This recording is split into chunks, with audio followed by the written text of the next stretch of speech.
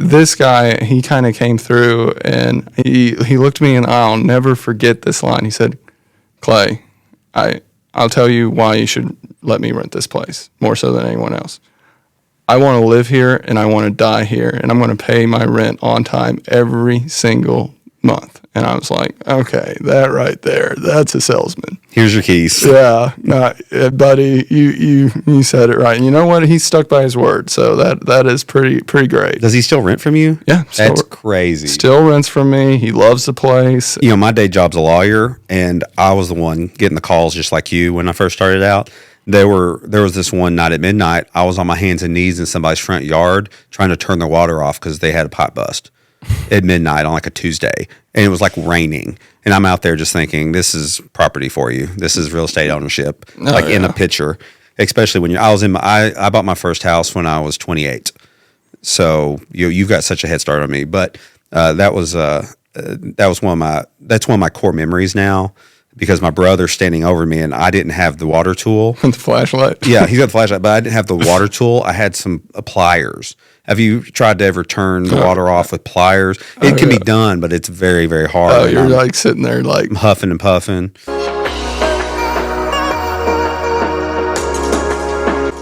What's up, guys? Barrett Freeman here with another episode of the PropertyTales podcast. I am a realtor, a broker. I represent buyers, sellers, and investors. I generally focus on the commercial side of things, but call me for all of it. I can help you out. I'm here today with Clay Thistlethwaite. He's a young investor in Glasgow, Kentucky, which is it fair to say that's Western Kentucky? Western, South Central. So you don't say Western Kentucky when you try to describe Glasgow? Yeah, I normally go with South Central just because that's kind of how people in my area refer to it, but a lot of people do call it Western Kentucky.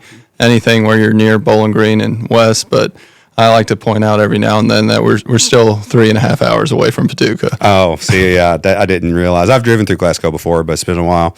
So you are young. You're probably younger than you even look. Yeah, a little bit here. I'm 28 years old, and I have been doing this now for almost 4 years. And by this, you mean buying real estate? Buying real estate, yeah. What do you do? How'd you get involved in real estate? What happened was I was living in Germantown in Louisville, and I saw, this is before Germantown is the Germantown it is now. It was really rough, and people were still just starting to renovate these houses and turn them into like these great places. And I was like, you know what? I can do that. That can be me. So where was your first buy then? My first buy was actually back home in Glasgow. What kind of happened was my father passed away. I had to come back home. And during that time, I had left my previous job, and I had to kind of figure out what I was doing, what was going on. I had all this free time on my hands, and I said, I just need to pull the trigger and do it. And luckily, from my old job and from my time when I was in college, I pretty much took what was going to be the down payment on a future house for me, and I said, I'm going to buy a property. I'm going to put a renter in it, and I'm going to see how far I can take this. So I definitely fit my generation. I lived at home with Mama for a good little while there, and instead of me going, I want the nice apartment, I want this, I want that. Nice car. Everything went towards making it work with these houses. Well, tell me about that first deal. First deal was pretty fortunate. And how old were you? I was right at, I think, 24. And you have to realize that's super young. Did you feel like a young man in a big world, or how'd you feel going into that deal? I felt pretty young going into it. I felt like I didn't know what I was doing whatsoever. But I knew for the money and everything. The house I bought right around $24,000. So I knew I was buying it cheap enough that I could learn how to fix it up, do things myself, and the ropes with this house. What was the bed bath? Oh, it was only a 1-bedroom bath, but it was on almost a full acre of land. And I remember the first thing I did was I fenced in the yard. It was a really pretty yard, but I wanted it to have more privacy. I knew it being if I wanted to get a higher rent on it, I need to give it some flares. And I don't know, it was just a whole lot of hustling for me right at the beginning. For materials, I just kind of found whatever I could find on a deal. I mean, I remember going to estate sales and finding flooring somewhere, and I paid $10 for it, and that ended up being my bathroom flooring.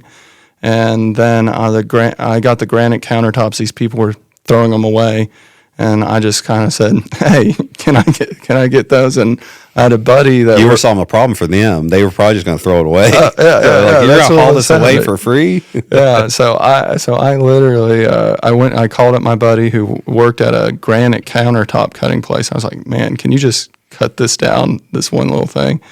And a lot of little bits like that when I first started out.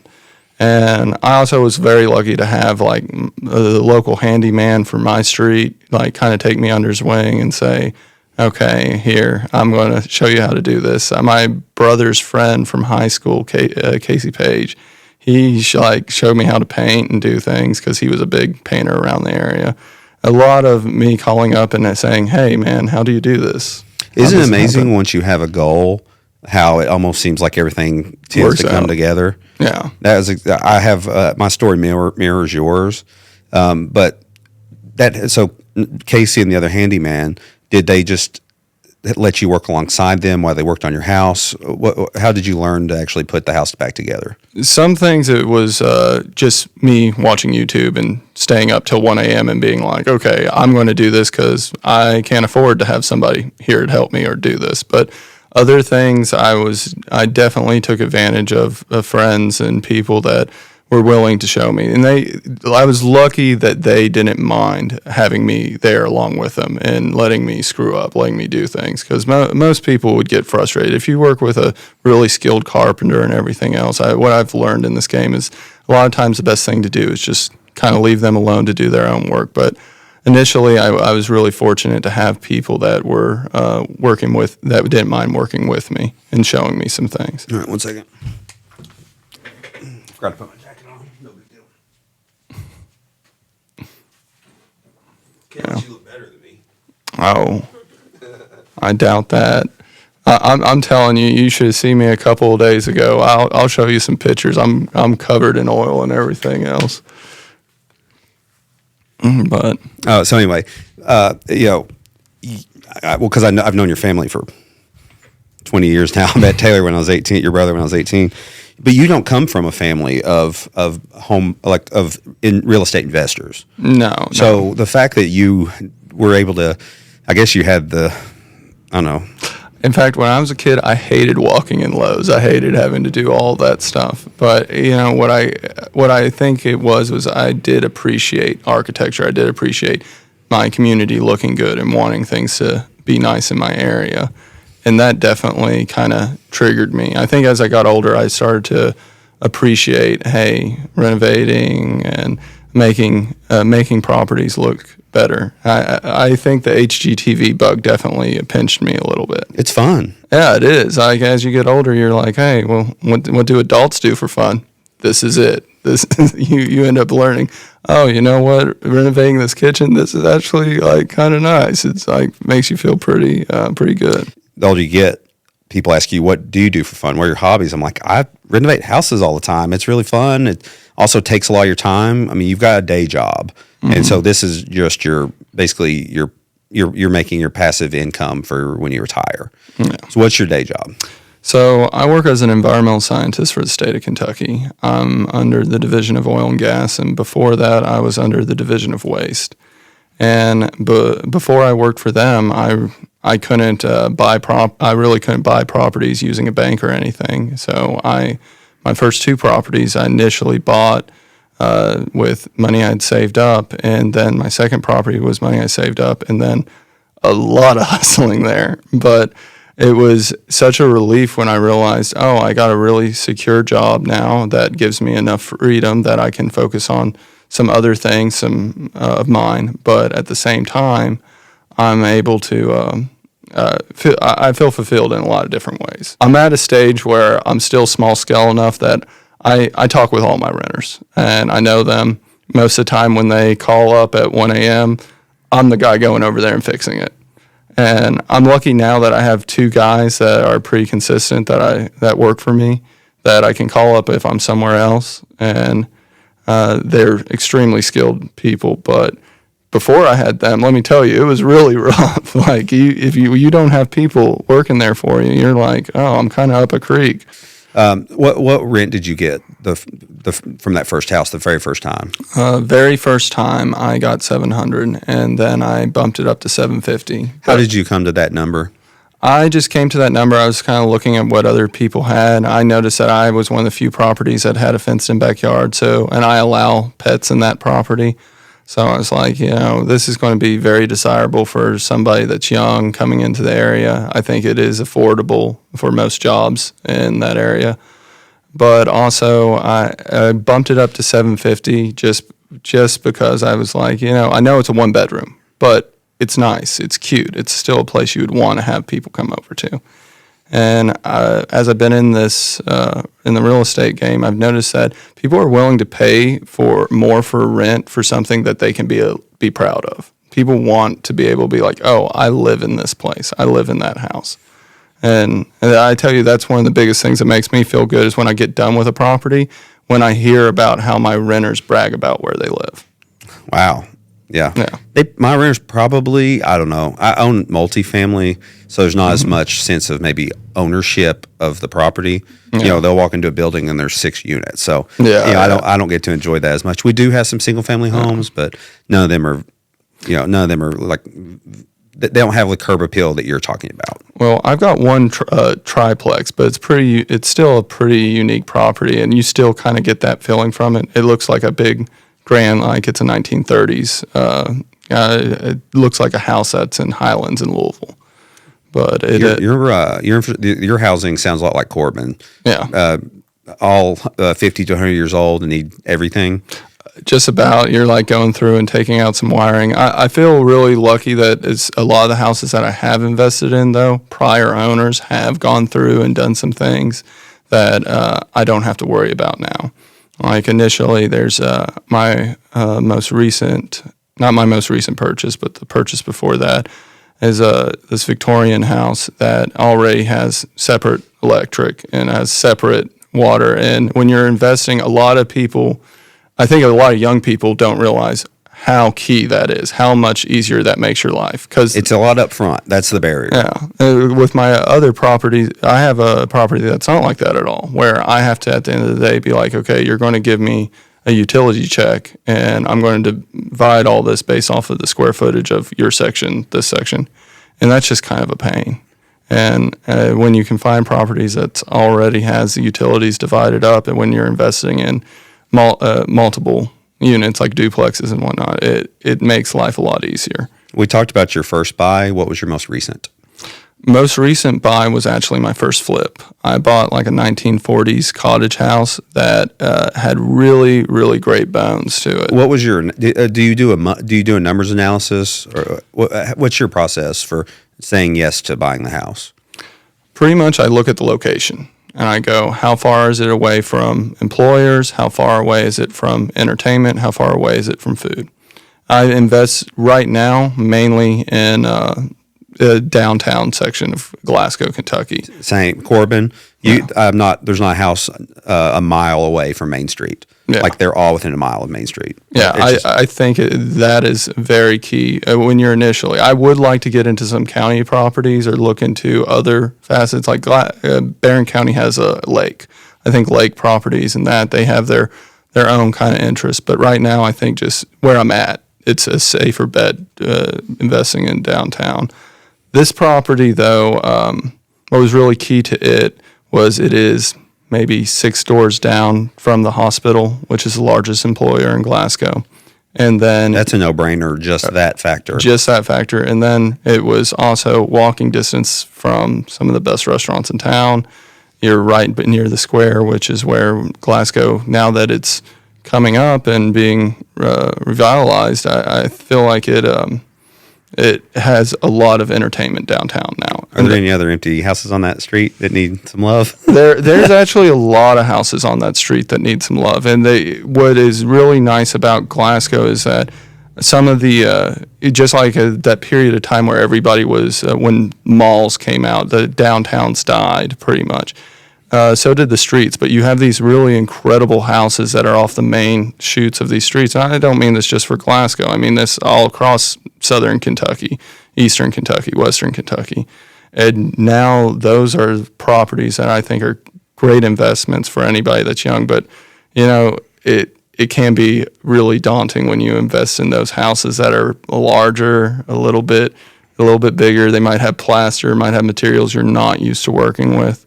I was lucky that I grew up in an old home, so I knew about plaster. I knew you can't hit it with a hammer or a nail, but I had to let a guy go, actually, because he walked right into the place, and I was like, do you mind just taking the nails out of this wall and stuff? And he took a hammer and jerked half the plaster out. And I was just like, buddy, you definitely don't know about this stuff. And also, you just created a $400. That was a $400 mistake. Yeah, I know. But back to that house, I look for properties that have unique features and that everybody will be attracted to. So you try to keep the spirit of the house intact? Yeah. I'm really into history and historic preservation. So I try, if I'm buying a historic property, I try my best to preserve that aspect to it, but give it also like a little bit of a modern flair, some aspects that will really really make it more universal. This property, some of the biggest things I did for it was I painted the outside white across, but I put red doors on it to give it some flair. And it had this really unique kind of screened-in porch upstairs to a master suite. Then I put Chippendale railings on it that really dressed up the place. And is that your brother's influence, or is that just you? I would like to say it's my own taste, but Taylor definitely influenced me there. Well, you guys' worlds aren't separate. I mean, you've helped him on the antique side. You've been heavily exposed to that stuff.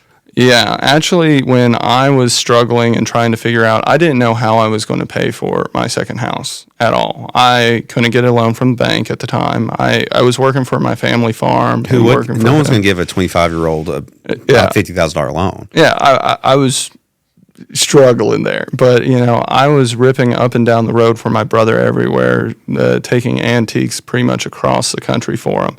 And in that time, I definitely learned what to look at and what to find.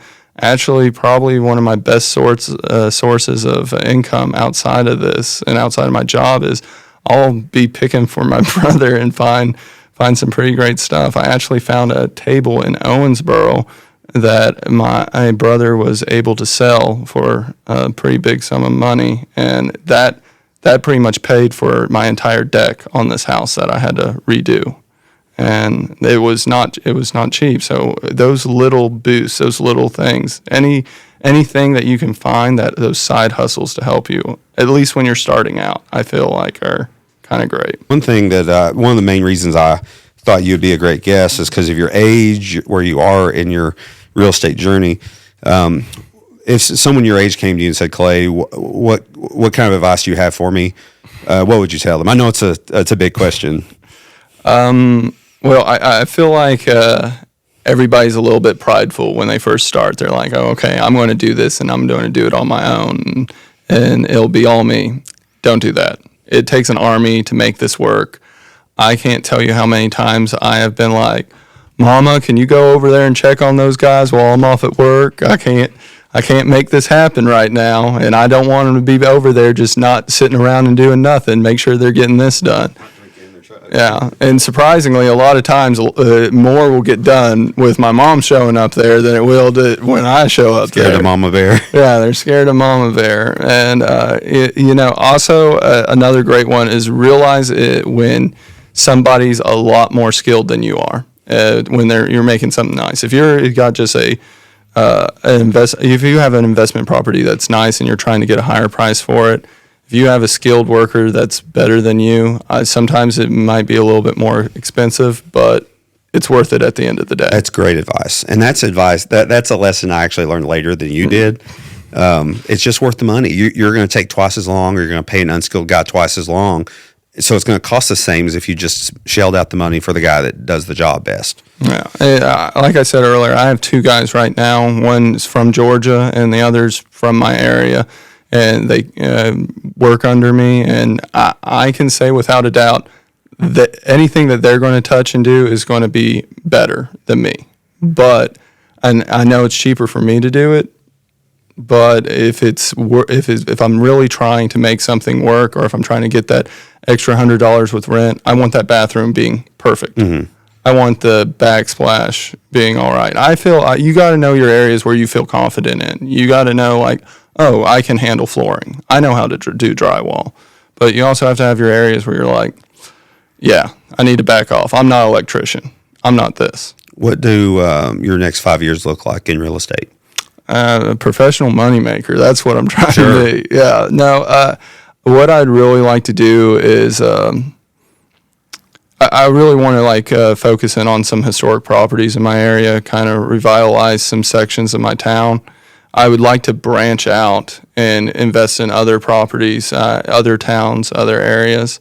Initially, I feel like most people that are my age, when they're in this, they're like, well, I'm going to get 15 properties and then I'm going to buy a place in every city I like to visit and it'll just be my Airbnb. And I don't think that's really how it works. Well, it's also not, everyone can approach it differently. I have friends that exact same thing. Yeah. And they have done that. They got their 15 properties. They bought a beach house in Myrtle Beach. It's an Airbnb 9 months out of the year. But then they get to go down there and visit it and have a good time.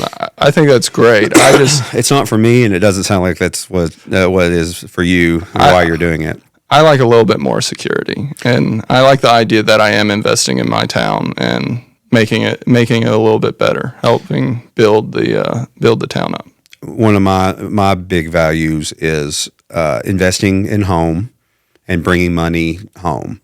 I'm building and remodeling in Corbin, London, Barville, Williamsburg. Those are the surrounding towns.